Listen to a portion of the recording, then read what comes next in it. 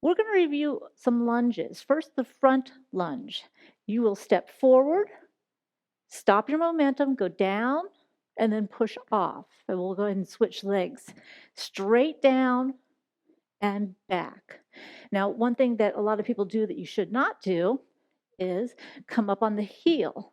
So your heel stays down, your heel presses into the floor, and it drives you back nice and hard. Now, the other thing is you don't want to put weight on the back leg. So the things you don't want to do would be like this. You don't want to go forward, okay, with that heel up. You don't want to shift your weight back here so that the weight is all on the back leg. Those are no-nos. And that's going to tell you you're doing it wrong if you feel something in that reverse rear leg, because everything's in the front leg. So think step and stop, drop, drive off that heel. Step and stop, drop, and drive. It's a little bit harder to keep your balance when you go slowly, but it is also good for your balance, so it's a good thing to do. And ooh, this side doesn't want to work well for me, but hey, we all have one side that's not so great.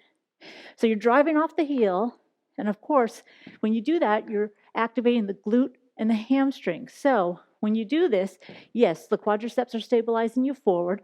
You come down, it's like a squat. Then you're going to drive off with the heel, getting the glutes and hamstrings, and then back to that neutral position, stomach tight, shoulders back. So remember, not using the rear leg. Shouldn't feel much there. If you do, you're either over tight or you're shifting your weight back.